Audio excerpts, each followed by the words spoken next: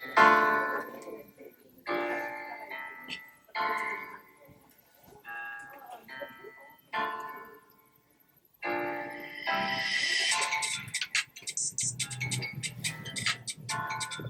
cool. Welcome to the Black Thought Collective podcast. We are your hosts. I'm Favor Mamadou. She, her are my pronouns, and I am studying double majoring in cybersecurity and music. And then I also, so why am I in Black Thought Collective? Well, number one, I just love the BCC as a whole, and I love just being a part of the performing arts ensembles. But for this ensemble, I am here mainly because, number one, I love to research about things, so learning more about especially things that are affecting the Black community, and then also just kind of talking about it, giving my opinions, but also learning more about what others have to say about things as well. And I'm Aaliyah Saunders. My pronouns are they, them, and I'm a senior double majoring in psychology and political science. And similar to Favor, I'm in BTC because as a student at a PWI, I feel like Black experiences and, you know, some of the struggles that Black people have to face in general and on this campus aren't really addressed enough. So that's why I joined this club. Hello, everyone. My name is Clarice Green. I'm the Scholar in Residence for Black Thought Collective. Scholar in Residence is a position within the Black Cultural Center that allows students to be guided and facilitated in terms of their endeavors and outputs within the ensembles. For example, with Jahari, for example, I'm a part of that ensemble. And in that group, we're dancing a lot. And so we need someone to facilitate those dances, choreograph for us, all that. Excuse the struggle with that word, please. But things like that. And I study environmental and ecological engineering. I'm a second year PhD grad student. Sure. And undergrad, I was studying civil engineering and French. And so the transition into such an interdisciplinary field really just made sense to me. So yeah, I'm here. And I'm here because actually I wanted to share a little quote really quick.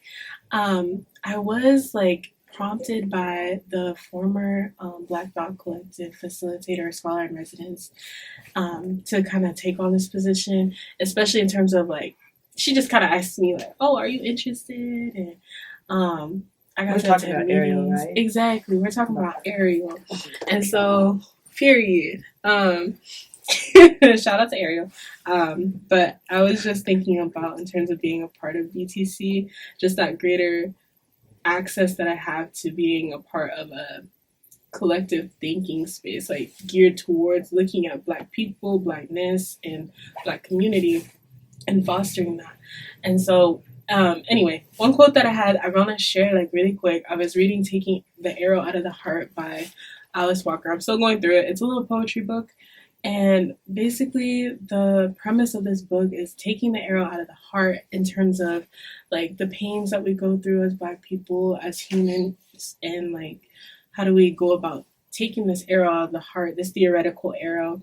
We spend a lot of time screaming at the archer, who did it, who hurt us, type of thing. And her poetry kind of focuses on trying to train and learn for this long way home that we have to ourselves, but in terms of it's a greater sense of this life journey that we're on. There's a lot of archers on the way. What are we gonna do? Are we gonna continue to scream at the archer? Are we seeking to mediate that pain in a way? And so anyway, the quote that I wanted to get to is that Blackness is not where whiteness goes to die, but the dark matter in which, between the stars and galaxies, that ultimately is holding it all together.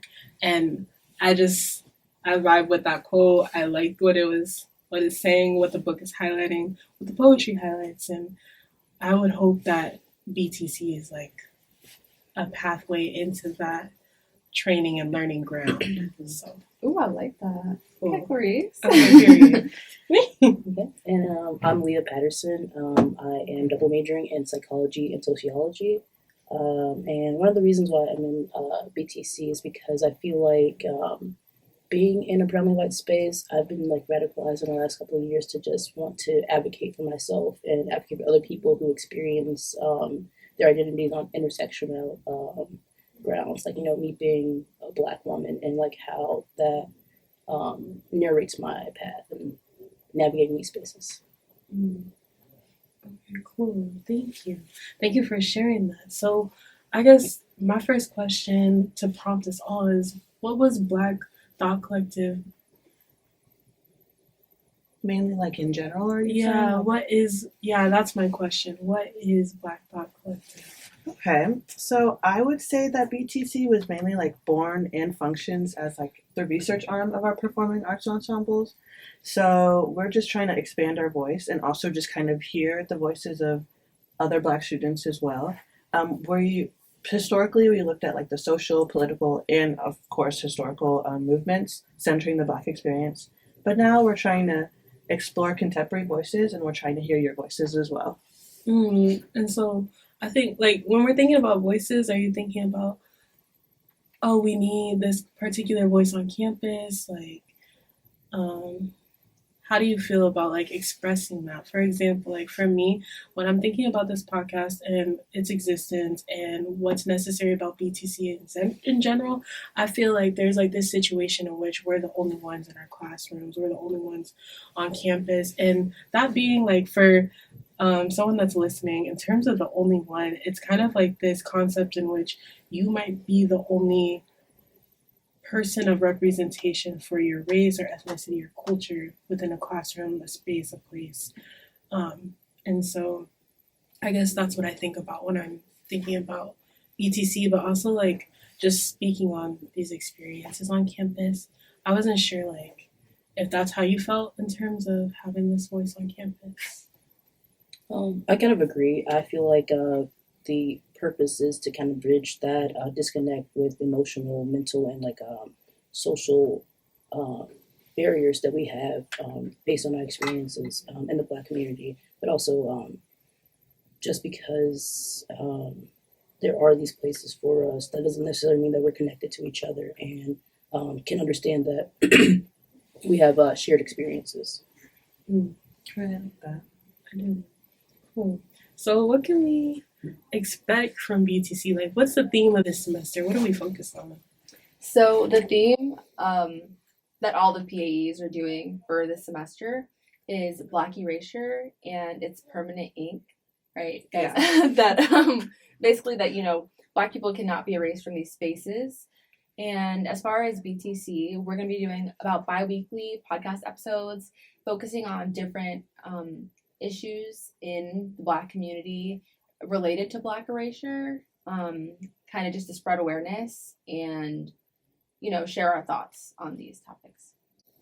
Yes, and of course we're also like we're going to be talking about topics. We're going to be researching topics, but we're also wanting to hear what you guys have to say as well. So we'll be bringing in guests and like friends from the Black community at Purdue. Okay, cool. I think one thing that's really important to note about podcasts, just in general, is the fact that knowledge is a living thing. I think there's a lot of things that maybe we don't explain super clear because we know we're like within the experience, we're within the culture. Like it goes without question, it goes without trying to explain. And so if there are definitions, we encourage y'all to just reach out to us or just sources. We're hoping to source everything within the show notes or the transcript that we provide. And so, just to like preface that, but starting off, like, how did we get to where we're at? Where are we at in this semester?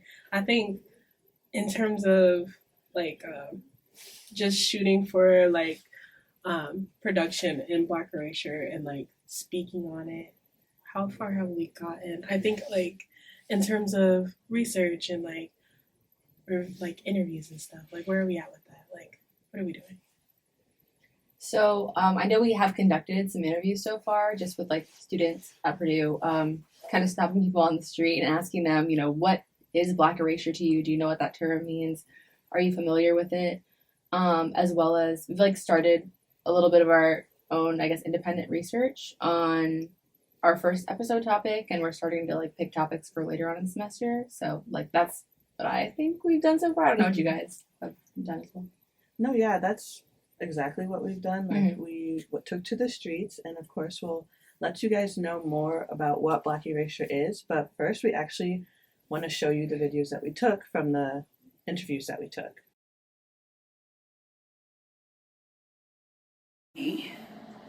that people, I think I would define Black erasure as people always trying to say that our cultural productions, who we are, our history doesn't matter, or that it's not significant. And erasure is also, to me, saying like, when people say, I don't see color, that's erasure. Because if you look at me, I am many things, but all those things are a product of my culture, who I am, a part of my ethnicity. My blackness is at the center of who I am and how I interact and what I culturally engage with and what I culturally produce and how I think. And when people don't recognize that that's a part of me, that's Black erasure. What Black erasure means to me is when systemic oppressors make it very clear that Black people, as well as their cultural aspects, are not important today, in which they need to be removed from all social, historical, and political movements in today's economies. I think my first thought kind of goes to like the concept of like whitewashing, where you're erasing the presence of Black individuals, especially in history. Yeah. And I can't say it's a term I've like heard used much formally, but I would think about maybe neglecting the contributions. I thought of like an academic community, so neglecting the contributions of Black scholars or students on campus even. Well, just like when you hear the term Black erasure, what does that mean to you, if anything? I think of like a black eraser, like on the tag. Okay. I've actually never heard that term. I've never heard that term before. Okay. Thank you. We just wanted to kind of gauge where people are at. So thanks. We appreciate you. When you said Black erasure, like the Florida laws came to mind. Yeah, like pretty much them trying to erase like any sort of Black cultural in general, trying to like overtake us doesn't sit right with me at all. Like we're a part of this history, also helped build this country. We're brought over here pretty much against our will, essentially anyways. Why would you sit there and try to erase something you caused to begin with? So like it doesn't make any sense to me. And then like other, like, I don't know, like them trying to like take part of our culture, I guess, or like, I don't know. I'm trying to think of the word. I literally know the word and I can't think of it. But Like appropriate? yes, appropriate, like cultural appropriation, like one of you guys said, Kim Kardashian taking box braids, and then people talking about, oh, she created that one. That's something that braids in general was something that they do to kind of keep on their livelihood. They braid grains of rice into people's hair, and it's just like, why are you taking something from us? Like that doesn't make any sense to me. Yeah. Low hit. Low hit? Okay, so the question is, what does black erasure mean to you? Black erasure? Yeah. I guess removing like Black history, I guess, and Black culture and significance from, I guess, from public knowledge. That's a tough question. Yes. You got it first. Like, I'm not very educated in this subject. Yep, whatever comes to mind. Yeah. I have no clue. I'm sorry. Okay, that's fine. Do you? For me, I guess it's like not having the representation in like certain areas, like politics or police force, like stuff like that, and it just affects us negatively. Yeah.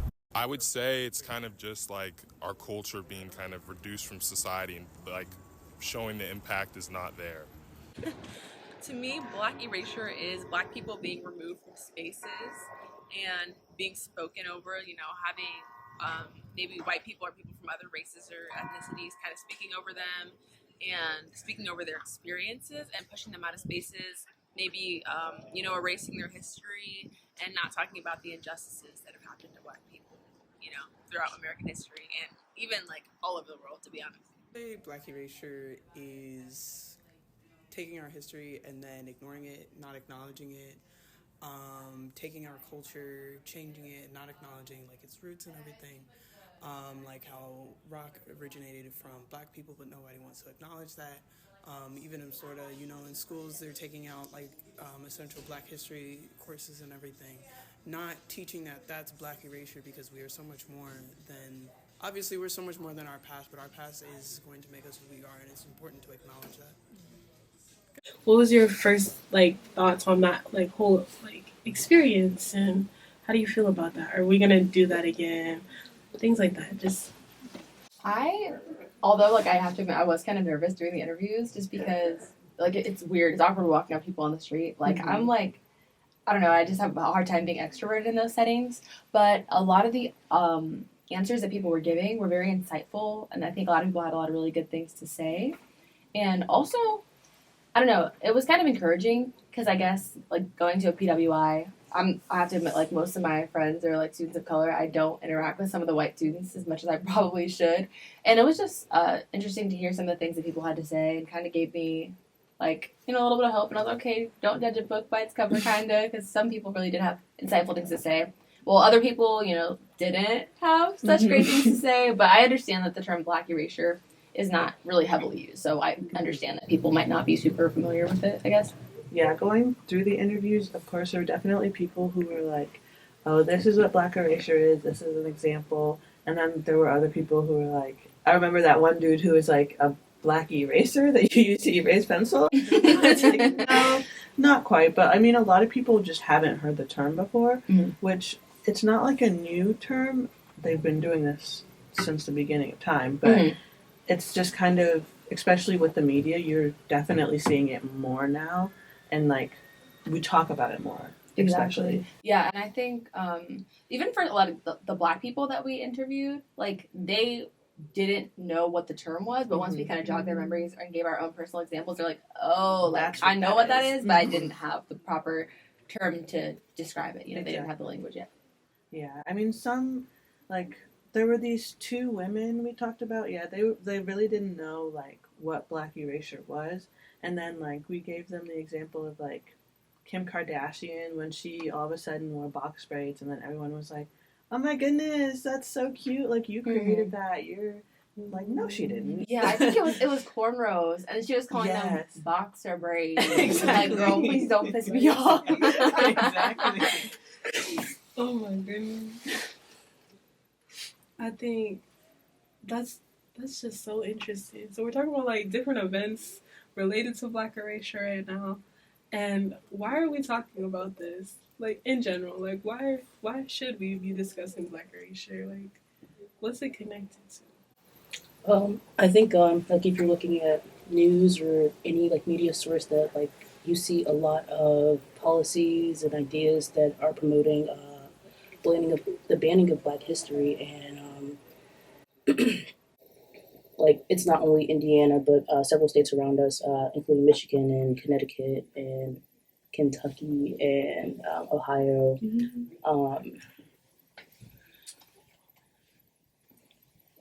Are you talking about the like in especially elementary schools when they're taking away like critical race theory, or not even that, but they're just taking away like history from important. Is that what you were going at, or? Yeah, so like a lot of the policies are aimed at K through 12 schools, but there's a lot of misconception, just a lot of misunderstandings with that, because critical race theory actually isn't taught in K through 12. So these policies that are targeted to kind of restrict what people can say about race and gender and those identities are really just focused, or would affect the teacher's autonomy to talk about Black historical figures and political figures. And that's doing more harm than good, because now these young Black kids don't have role models and people to look forward to in history and to see themselves represented in these spaces when they go to school. And in the cases that they are in predominantly white institutions and elementary schools, like, who can they look forward to? Who can they see themselves in if they can't see themselves in their classrooms? Exactly. And I know, like, especially with like critical race theory or CRT, like it seems to be a big buzzword right now, like a big conservative talking point, and there's a lot of misinformation surrounding it. And I actually like saw one of those like street interview things where they were like asking people at like Republican events like, what is critical race theory, and like people couldn't really give a concise definition, just because I think they just hear that word being thrown around so often and it's just used. I think there's a lot of fear mongering and propaganda around it.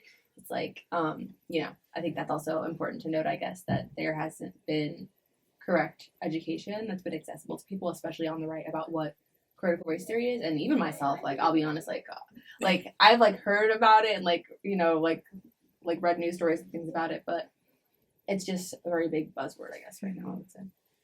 I mean, like, we're talking about Black erasure, so what does that mean to you guys? I mean, we asked other people, but what does that mean to you guys?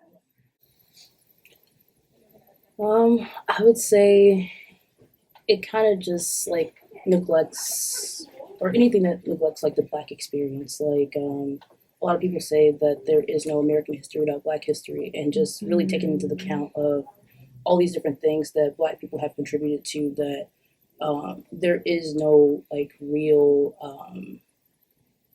reward, or not even reward, but like acknowledgement of those contributions or actions, where we see ourselves still being treated as second class citizens, even though we are foundational to this like society.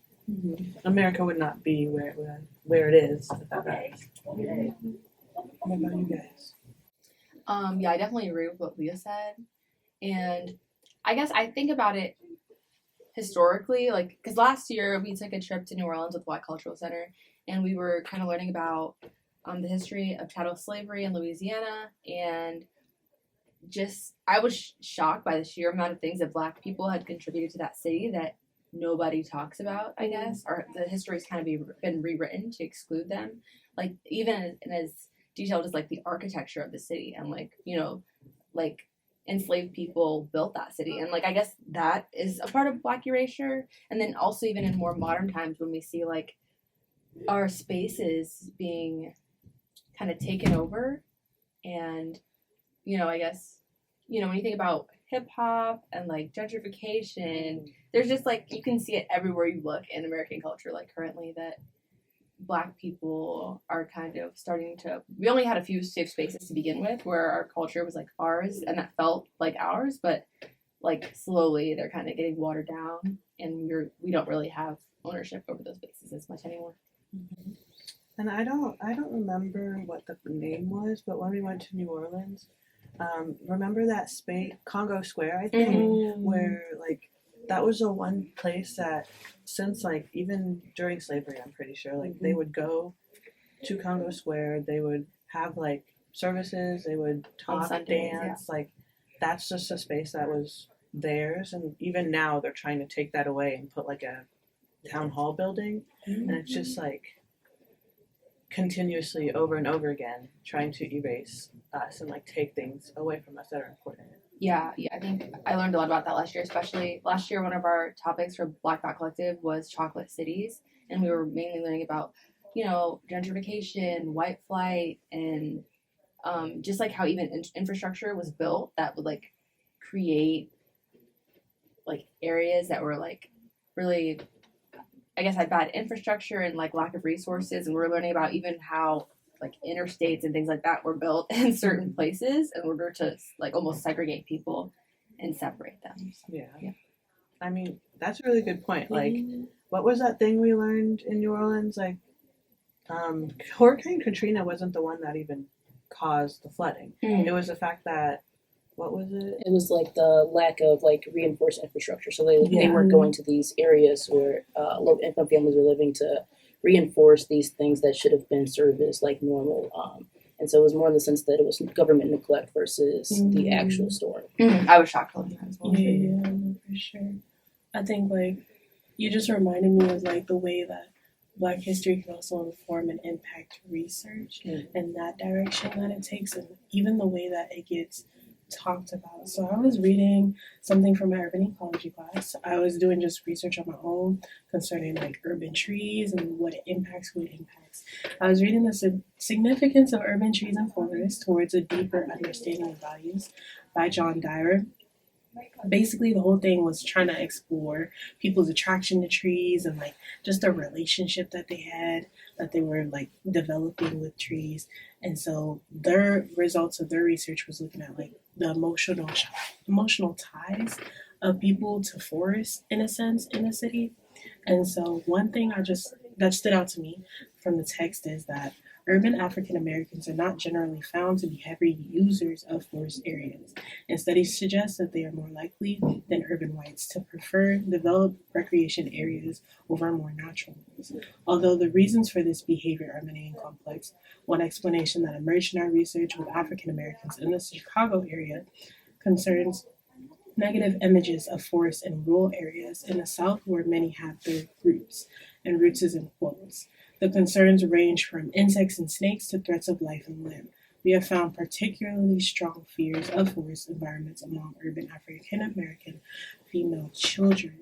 And so, like, one thing I found interesting about that, this was developed in like 1999, and I'm like, okay, I guess like zooming out to 1999, I was just like, okay, what's going back there? So move past the engagement of Black people in forests versus like in spaces like bird watching areas, for example. Like, I don't know if y'all remember 2 years ago, his name was Christian Cooper, and he was just like in NY Central Park. He's bird watching. This lady has her like dog off leash, and like he's just like, "Can you leash your dog?" And like it's just whole interaction, which escalates when the woman decides to call the police and says that he's threatening her in that space versus like, oh no, I was just asking you to put your dog on a leash. And that's 2021.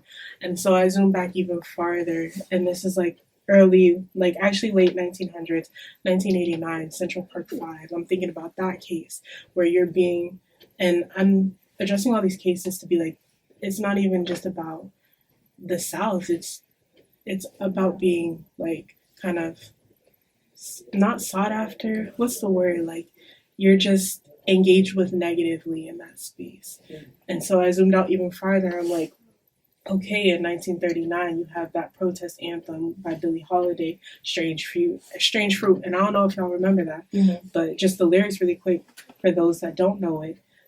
Southern trees bear strange fruit, blood on the leaves and blood at the root. Black bodies swinging in the southern breeze, strange fruit hanging from the poplar trees. And then if you zoom out even farther of Central Park, you have Seneca Village, which used to be a Black community that they tore down to build Central Park, to have that aesthetic and altruistic feel of recreation for people that were moving in. And so I think without Black history, you don't understand the context. It's maybe we're not even fearing, like they said, like maybe we're not fearing the insects and the snakes. It's something deeper. There's emotional ties to the land and the ways in which we were engaged on it and interacted with it, that and the people that surround it too, that like have greater implications. So I just said all that just to say that history isn't just like the textbook information when we're talking about Black when we're talking about Black erasure. It's not just about the textbooks, it's about art and land interaction and things like that. That's a really good point. And I when you say history is not just the textbooks, it just makes me think of how much of our history is oral. Like it's passed down verbally. And we're talking about the importance last week of talking to your elders and your family and like, you know, them bestowing their knowledge onto you, because we really have to self-teach a lot of our own history. You know what I mean? Do you have an example? An example of that.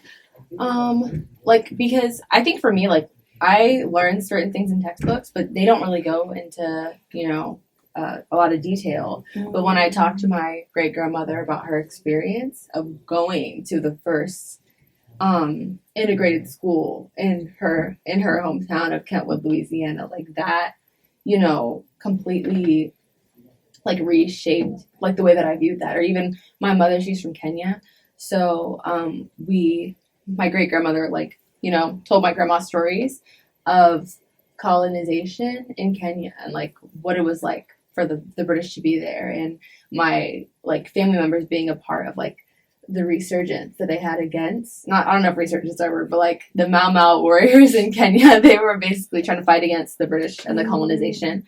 I don't know, and that's just like I would never learn that in school. So I think it's super important for us to learn these stories so that we can pass them on to our kids. And because, you know, as we get further and further away from the ending of chattel slavery and like independence that a lot of countries had from colonization, it's gonna get harder and harder to remember. And since there are people that are actively trying to erase our history, I think we need to make it a point to remember it, because if we don't, nobody else is gonna do it for us.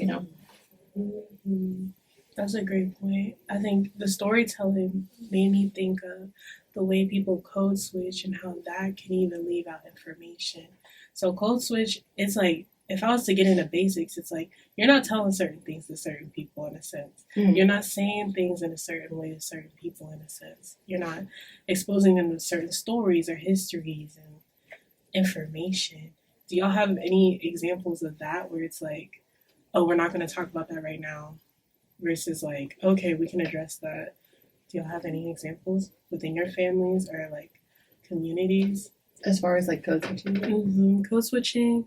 Like our personal experiences? Yeah. Yeah, I definitely do, but I'll let you guys go first because I just talked for a while. Yeah, I feel like for me though, code switching is more of like changing my personality or like the way I am to kind of cater to like a different group or something. So let's say like, of course, if I'm going to like a CCO, like what's that, like an internship table, I'm not gonna speak the way I normally would talk, or like my mannerisms would be different. But of course, like with my family or with my friends, I'm gonna be more me. And then if I'm with a group of like like if I'm, let's say, with my little RA group, I'm not gonna be me. I'm gonna be like talk a little more white, and I have to change myself in order to kind of fit that, if that makes sense. But that's kind of how I see code switching as. Okay, you said talking a little more white. What did you mean by that? That is a good point, actually, because I don't like it when people are like, oh, you talk white. But I guess just changing the way that I sound normally to just kind of match the people that I'm around. So I don't know, like, I guess how else to explain it. I definitely wouldn't say like talking more white, but I do say the word like slay a lot more. Like, yeah. So it's just like, you mean when you're around white people? Yeah. But that's also because that's what they do. Like, they'll talk about like things that I normally wouldn't, and so I don't know. It's just kind of to relate more and to kind of build more community. Then I kind of have to change myself a little bit to at least even just be liked or talked to. Yeah, like kind of moving away from like AAVE or antibiotics and closer to like how white Americans speak. And also like, I guess for me, I think I'm a little privileged in a sense as a Black person that grew up primarily in like the suburbs, and like that, because I guess like compared to like my girlfriend, for example, she's from Baltimore and she has like a Baltimore accent. And, she is just constantly telling me how people are like, because of the way that she speaks, she does organizing work and she's working with white people pretty often. And like, oh, I'm so surprised. You're so well spoken. You're so intelligent. And it's like the assumption that if you speak a certain way, that like the way the Black Americans speak is associated with being unintelligent. And yeah, I guess like I feel like I do still code switch when I'm around white people, but not as much as other people with thicker accents or like who grew up in different places than me have to. Or even like saying please and thank you, like being a normal, polite human. Like I was told like, oh, you're one of the good ones. Like, oh, mercy. What does that mean? Like that just triggered me a little bit. Like we're not. It just infuriates me so much because like, what does that mean? So in your head, we're all what? Ghetto, loud, this, that. Yeah. But they expect you to just make monkey noises. Exactly. Oh my God, she can talk. I know, right? What about you, Leo? What is your experience as somebody who grew up in Chicago when you were younger? I feel like I kind of had like different but like similar experiences to you guys because like I don't really know what it was, and like when I came from Chicago and moved to Indiana, I was still in like a predominantly Black area. And even then, people would be like, "Oh, like you talk like a white person. You like, you hold yourself in a different way than we do." Even though, like, I came from a more inner city like background than they did. Like, you would think that, oh, I wouldn't be hearing these things from people who I know or like who have similar experiences to me. But I also feel like code switching and just like switching from like that mainstream kind of dialect or like language to like relate to people also includes erasure, because like the reason why we code switch is because black people didn't have access to education like white people did in the same rates. And so like, in a time where learning how to read, learning how to write was banned or like restricted for black people, then we have to like, create our own dialect to learn words and phrases ourselves. And that's kind of just how like, AAV comes about, and like these different dialects that we have and how we refer to things and like those experiences with language. But I've also experienced that other side where like I like have always worked in customer service, and like I remember this lady came for the drive-through at my first ever job.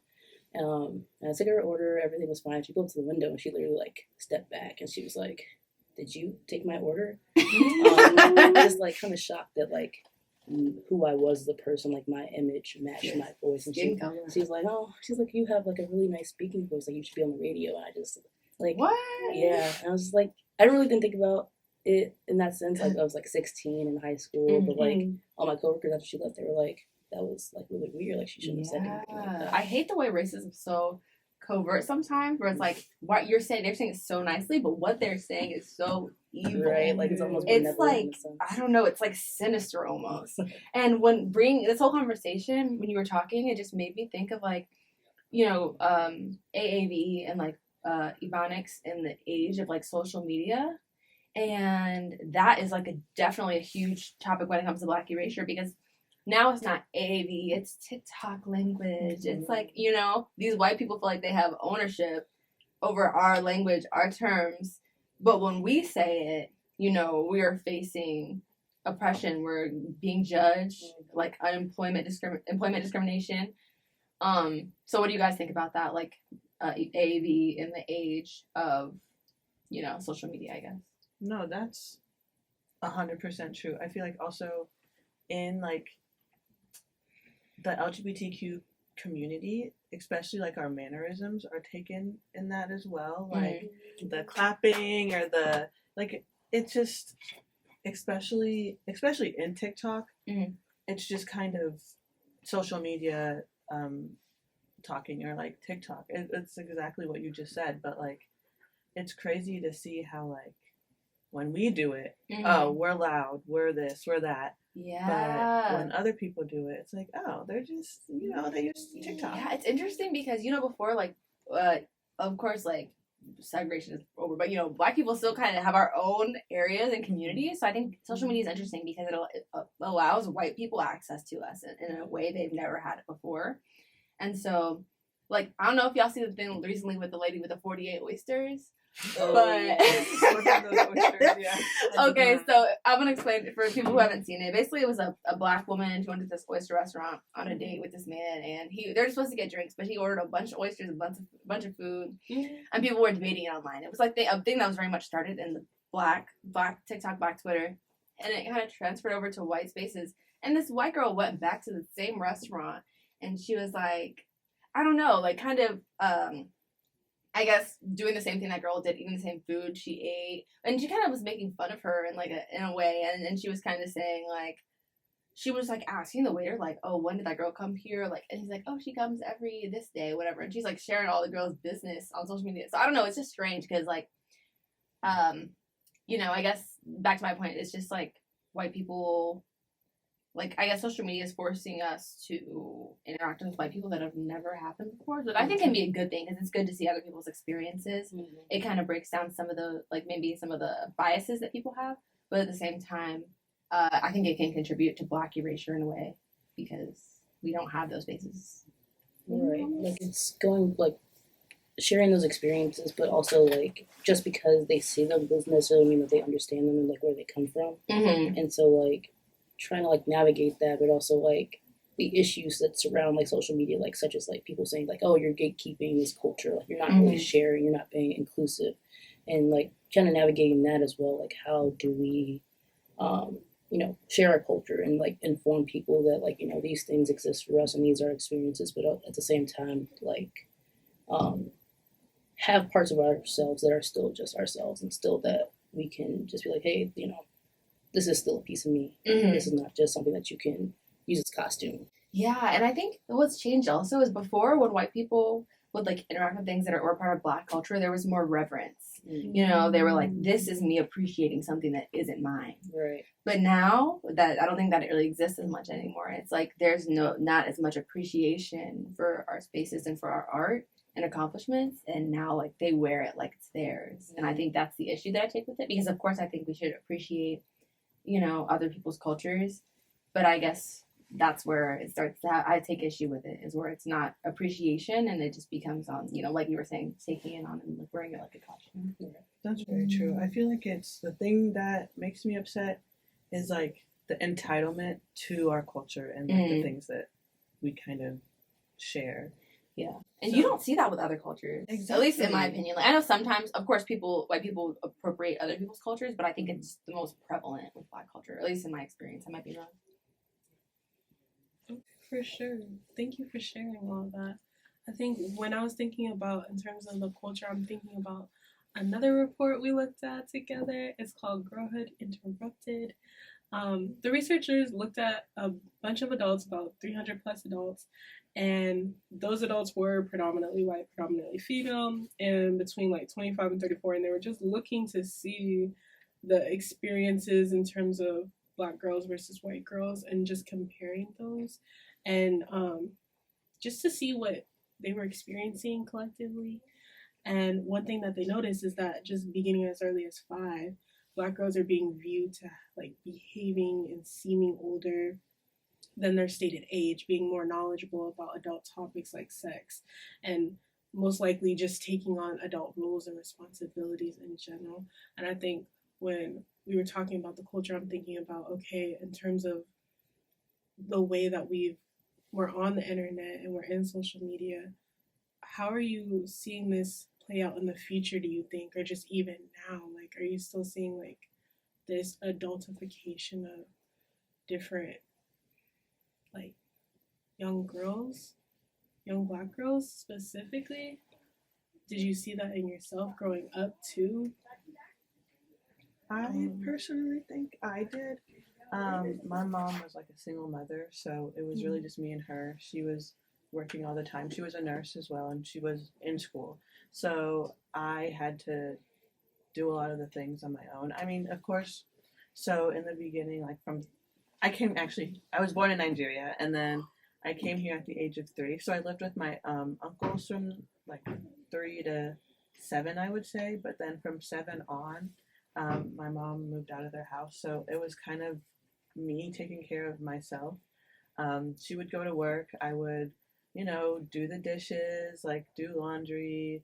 And I feel like just even taking care of myself, not just like, you know, taking care of myself as in like doing laundry, feeding myself, but also like emotionally as well. Like instead of having like my mom to help me with things emotionally because she was at work and wasn't there, like I'd have to kind of nurture myself and kind of parent myself in a way.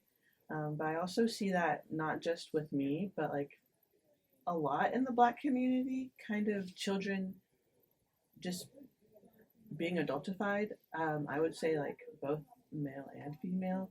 Like especially if you're the oldest child, I feel like you have to take care of your siblings. You have to cook for them, clean the house. Like you're a lot of the times you're like your parents' mini parent, if that makes sense.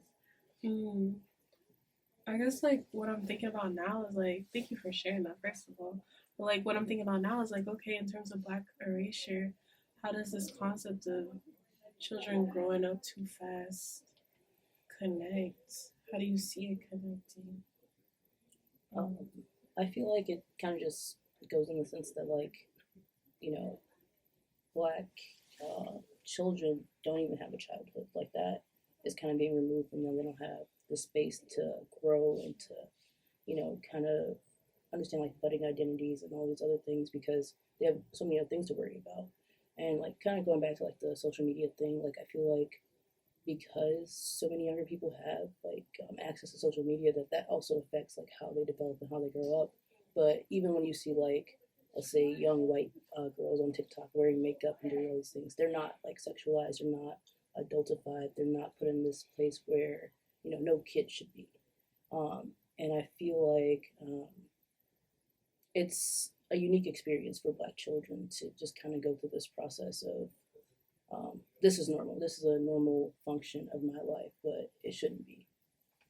That's true. Like seeing little Black girls having their hair straightened on TikTok, you'll see all the comments like, "Why did you straighten her hair? She looks like an adult." Like this, that. Like, no, she was just straightening her hair, same as any other child would do, or even if they like color their hair. Why are you dyeing that little girl's hair? She's not an adult. This, that. It's just so different to see how like a white child would be treated if they did the same thing as a Black child did. Mm-hmm. And I know last week when we were talking about this a little bit, we were mentioning, I think Leah brought up that oftentimes Black girls will be told like, don't wear this around your male family members. And that's a child. Like they should be able to wear whatever they want and not fear being harmed by the people around them. Like your role as a parent is to protect your child and to make them feel safe in the world. So it's the fact that being on guard like that from such a young age, like that has to have a serious effect on your psyche and just like the way you view the world. Because I experienced that as a kid too, and I think it just is the beginning of, I think, a culture of victim blaming that we have towards women in general, but especially towards Black women. Yeah, that's what it made me kind of think of. But I do think the good thing is about adultification is that I think things are starting to move a little bit more in a positive direction, especially with the whole gentle parenting movement that's been on the rise. I don't ever want kids, but I love gentle parenting on TikTok because I think it is kind of, and I see a lot of Black parents participating in it, and just it allows their kids to just be children and to just be innocent and not worry about some of the things that Black kids in the past have had to worry about, and no longer stripping them of their innocence and their childhood at a young age. So I am very hopeful because I think we're moving in a positive direction, and especially when we've seen that spanking and physical discipline, in air quotes y'all can't see, is more and more parents are deciding not to hit their kids and to talk to them and speak to them, and I think that also has a large role to play in it, in moving away from adultification, because we're actually speaking to our kids. And I remember there was like a whole trend on Facebook like a while ago of like embarrassing Black, like when a girl would like kiss a boy or something, and they would be like hitting her or like embarrassing her and stuff like that. And I think that also plays into adultification. So I guess I'm hopeful. Like I think a lot of work needs to be done, but I think we're moving in a positive direction. Thank you so much. I love that. I feel like ending and wrapping up on that note, I really want to know what sparks joy. I feel like joy is a great way to just contend with this concept of Black erasure, just like this feeling of being left out and things like that. How do you cultivate joy intentionally, like at home, even on campus, even by yourself? I honestly feel like this space that we're creating adds to my joy. Just being able to kind of express my ideas, but also validate these experiences that I'm having, where like I can kind of see that we're moving. There is progress. There is steps that we're taking to kind of be more inclusive and to kind of hold each other accountable and provide community in these spaces where we're not usually heard, or we don't have a voice to be heard. Yeah, I feel like for me, it's mainly just doing things that I didn't or I wasn't allowed to do in my childhood. So honestly, just like hanging out with my friends and just being me. Like I was never allowed to have sleepovers, so like having sleepovers now just kind of sparks that like girlhood joy that I got to miss out on, or just places like the Black Cultural Center. I love that place. Like I'm always there. I'm in so many performing arts ensembles, but mainly because I just love being there. Like BVOI, Black Voices of Inspiration, just being there makes me so happy. Like by the end of it, I'm smiling like my day has just been uplifted because number one, I'm in a place where I know I'm accepted, but also like everyone's just so amazing at the Black Cultural Center. It's just an amazing place to be. So true. I think for me, like, I definitely agree with you guys. Jeff's not here today, but shout out Jeff. Last time we were talking about this, he was talking about how he just heals that by, like, allowing himself to just have fun and be free and act like a kid sometimes. And I can totally speak to that. Like, that has definitely helped me heal some of that trauma, I think. And also getting a therapist. Yes. You guys, therapy isn't accessible, but if there's a way, please find it, because vulnerability, being vulnerable, allowing myself the space to show my emotions and cry and, you know, show a full range of emotions has really healed that kid in me that, you know, had to grow up really fast and didn't get to cry and didn't get to, you know, do all the things that I wanted to do as a child. So, you know, as an adult, like, the biggest thing that I've done for myself, I think, is just like letting myself feel a certain, whatever way I'm feeling, and expressing it and not holding it in and not people pleasing and feeling like I have to tiptoe around everybody else. So yeah, that's what I gotta say. I didn't even think about that, but I'm gonna be practicing that too. Oh, I like that. I think for me, I agree with everything everybody said. I sure do.